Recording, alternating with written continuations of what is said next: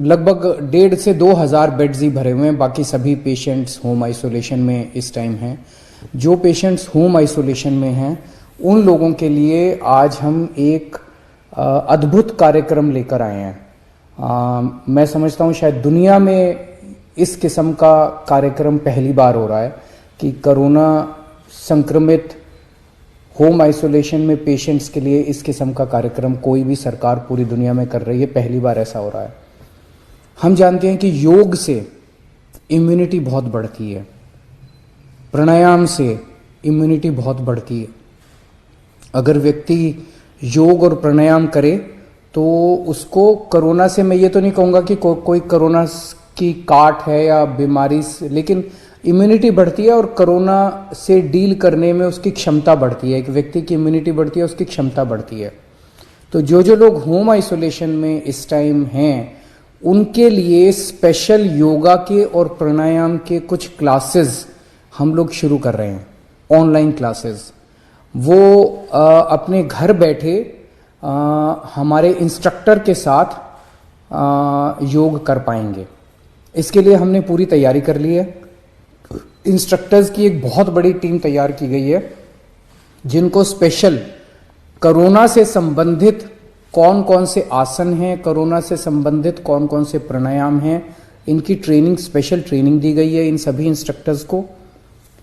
आज जितने भी होम आइसोलेशन में हमारे पेशेंट्स हैं कोरोना संक्रमित, उनको एक एक लिंक जाएगा रजिस्ट्रेशन करने के लिए। उस लिंक पे वो क्लिक करके बता सकते हैं कि वो कितने बजे योगा करना चाहेंगे। सुबह 6 बजे से 11 बजे तक एक एक घंटे की 5 क्लासेस होंगी। शाम को 4 बजे से 7 बजे तक एक एक घंटे की 3 क्लासेस होंगी। तो टोटल 8 क्लासेस हैं, 8 घंटे 8 क्लासेस। आप इसमें से किसी भी एक क्लास में, जो आपको सुविधा हो, आप किसी भी एक क्लास में आप रजिस्टर कर सकते हैं अपनी सुविधा के हिसाब से। किसी को 6 बजे सूट करेगा, किसी को 7 बजे, किसी को 8 बजे, किसी को शाम को सूट करेगा। जो आपको सूट करे समय आप उसमें रजिस्टर कर लीजिए। उसके बाद 40,000 इस टाइम हमने इतने इंस्ट्रक्टर्स को तैयार कर लिया है कि 40,000 लोग एक साथ कोरोना की क्लासेस कर सकते हैं। एक क्लास में केवल 15 पेशेंट्स होंगे ताकि वो इंस्ट्रक्टर एक एक पेशेंट को से बात कर सके, एक एक पेशेंट से वो संपर्क कर सके, किसी भी पेशेंट को एक एक पेशेंट के ऊपर नजर रख सके, उनको अच्छे से योगा करा सके। हम नहीं चाहते थे, एक हमारे पास ये भी ऑप्शन था कि एक इंस्ट्रक्टर है और 10,000 लोग एक साथ उसकी क्लास देख रहे हैं, लेकिन उसमें फिर पर्सनल व्यक्तिगत अटेंशन नहीं मिल सकती थी। तो एक क्लास में केवल 15 पेशेंट्स होंगे जो कि इंस्ट्रक्टर से बातचीत कर पाएंगे और इंस्ट्रक्टर उनको पर्सनली केयर दे पाएंगे। 40,000 पेशेंट्स को एक साथ हमने योगा करने की हमने तैयारी कर ली है। आज सबके पास लिंक चले जाएंगे और कल से योगा क्लासेस शुरू हो जाएंगी। मैं उम्मीद करता हूं कि वैसे तो काफ़ी माइल्ड है ओमिक्रॉन, लेकिन मैं उम्मीद करता हूं कि जो लोग घर में वो कर रहे हैं उनकी इम्यूनिटी भी बढ़ेगी और साथ साथ योगा करने से उनको मानसिक और आध्यात्मिक शांति भी मिलेगी। तो ये एक बहुत ही शानदार प्रोग्राम दिल्ली सरकार ने आपके लिए किया है। दिल्ली सरकार हमेशा अपने लोगों को, आम आदमी पार्टी की दिल्ली सरकार हमेशा अपने लोगों का ख्याल रखती है। हर छोटी से छोटी ज़रूरत आपकी हम पूरी करने की कोशिश करते हैं। इससे भी आपको बहुत फ़ायदा मिलेगा। नमस्कार। 1966 में पंजाब अलग सूबा बना था। तब से लेके आज तक 25 साल तक कांग्रेस ने पंजाब पे राज किया।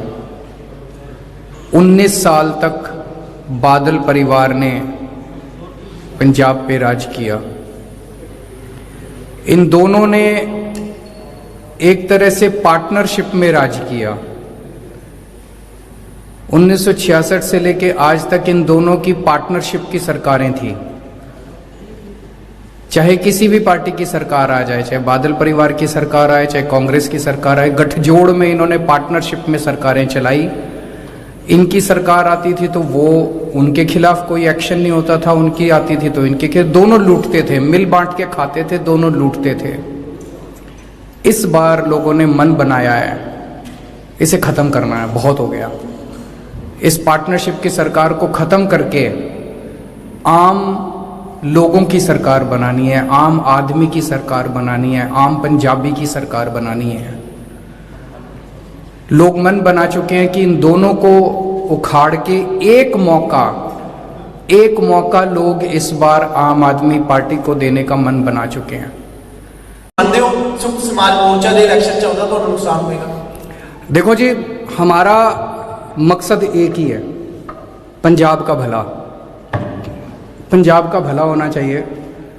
हमारा किसी से कोई द्वेष नहीं है, किसी से कोई वो नहीं है।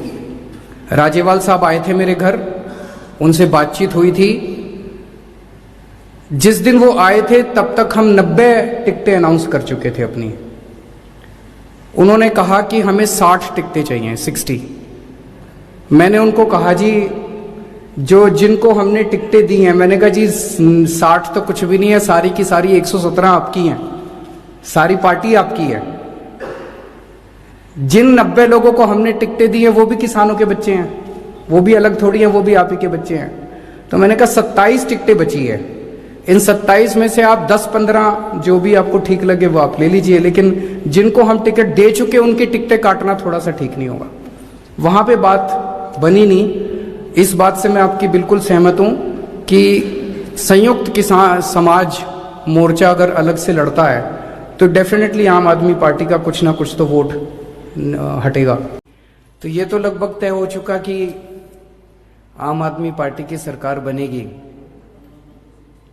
तो आम आदमी पार्टी का जो भी सीएम चेहरा होगा वो पंजाब का अगला सीएम होगा, ये भी अब लगभग तय है। तो आम आदमी पार्टी का सीएम चेहरा कौन होना चाहिए? अक्सर देखने में आया कि पार्टियां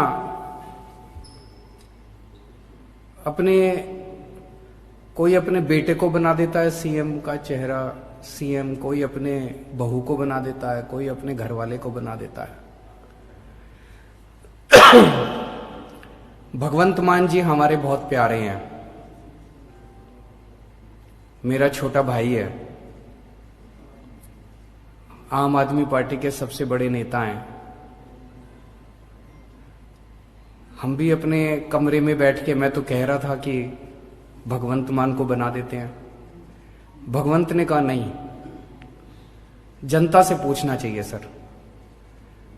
भगवंत ने कहा कि जो जनता मेरे को जिम्मेदारी देगी वो जिम्मेदारी मैं पूरी करूंगा। ये बंद कमरे पे सीएम का चेहरा डिसाइड करने का ये सिलसिला बंद करना चाहिए सर। जब आप सच्चाई के रास्ते पे चलते हो ना तो लोग कीचड़ फेंकते हैं आपके ऊपर। ये सारी पार्टियां हमारे ऊपर कीचड़ फेंक रही हैं, तरह तरह के लोग कीचड़ फेंक रहे हैं। टिकटें बेच दी, टिकटें बेच दी, टिकटें बेच दी। अगर किसी ने आम आदमी पार्टी पे गलत आरोप लगाया, ऊल जलूल आरोप लगाया, उसको भी छोड़ने वाले नहीं हम लोग। उसके ऊपर भी ऐसे केस करेंगे, कानून के अंदर जितने हमारे पास एवेन्यू हैं उनको भी जेल भिजवा के रहेंगे। या तो साबित करो, अगर आपने साबित कर दिया मैं उनको जेल भिजवाऊंगा जो भी टिकटें बेचेगा और खरीदेगा, और अगर साबित नहीं किया और आपने ऊल जलूल आरोप लगाए उनको भी मैं जेल भिजवा के रहूंगा, उनको छोड़ने वाला नहीं हूं मैं। एक भी टिकट बेची नहीं गई है। अगर आप साबित कर दें, कोई साबित कर दे, सबूत देके कोई साबित कर दे कि फलाने फलाने आदमी ने टिकट बेची और फलाने फलाने आदमी ने टिकट खरीदी, 24 घंटे के अंदर दोनों को मैं पार्टी से निकाल दूंगा। और केवल पार्टी से नहीं निकालूंगा, मैं कुछ भी बर्दाश्त कर सकता हूं, भ्रष्टाचार में बर्दाश्त नहीं कर सकता। अगर ये साबित हुआ, उन दोनों को जहन्नुम तक मैं पीछा करूंगा उन दोनों का, उनको छोड़ने वाला नहीं है, जेल भिजवा के रहूंगा अगर किसी ने टिकट बेची और किसी ने टिकट खरीदी तो। दूसरी बात, ये फैशन चल गया है, सच्चाई का रास्ता कांटों भरा होता है। जब आप सच्चाई के रास्ते पे चलते हो ना तो लोग कीचड़ फेंकते हैं आपके ऊपर। ये सारी पार्टियां हमारे ऊपर कीचड़ फेंक रही हैं, तरह तरह के लोग कीचड़ फेंक रहे हैं। टिकटें बेच दी, टिकटें बेच दी, टिकटें बेच दी। अगर किसी ने आम आदमी पार्टी पे गलत आरोप लगाया, ऊल जलूल आरोप लगाया, उसको भी छोड़ने वाले नहीं हैं हम लोग। उसके ऊपर भी ऐसे केस करेंगे, कानून के अंदर जितने हमारे पास एवेन्यू हैं उनको भी जेल भिजवा के रहेंगे। या तो साबित करो, अगर आपने साबित कर दिया मैं उनको जेल भिजवाऊंगा जो भी टिकटें बेचेगा और खरीदेगा, और अगर साबित नहीं किया और आपने ऊल जलूल आरोप लगाए उनको भी मैं जेल भिजवा के रहूंगा, उनको छोड़ने वाला नहीं हूं। वर्तमान जो परिस्थितियां उनको देखते हुए एक तो हम आज कल से ये तय कर रहे हैं कि कक्षा 1 से लेके कक्षा 12 तक के सभी स्कूल, प्राइवेट हो चाहे सरकारी हो, 31 जनवरी तक अभी बंद रहेंगे।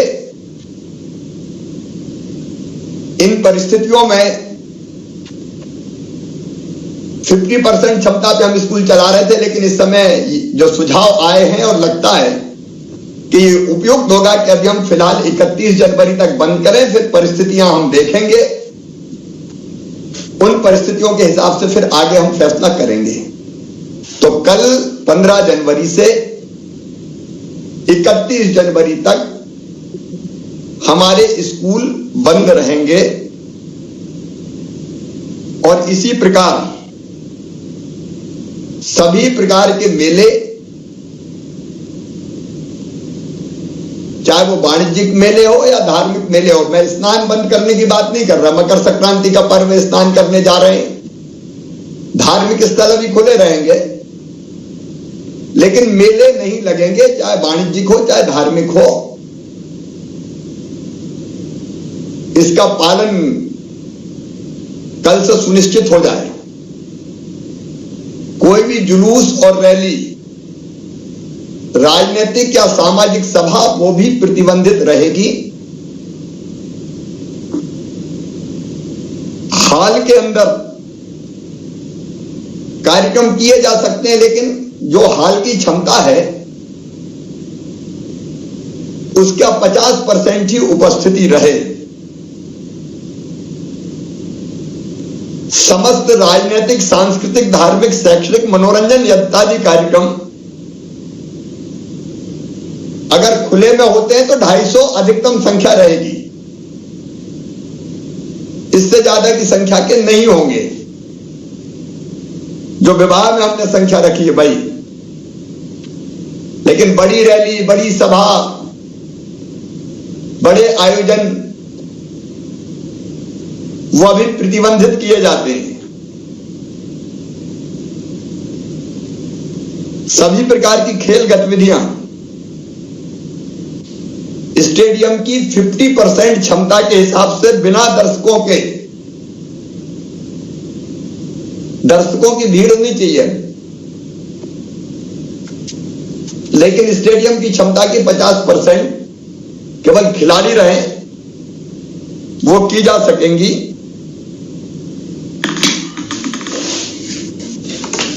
प्री बोर्ड की परीक्षाएं 20 जनवरी से लिया जाना निश्चित किया गया था, तो इन परीक्षाओं को भी टेक होम एग्जाम के रूप में किया जाएगा और इसलिए उस हिसाब से स्कूलों में व्यवस्था बना ली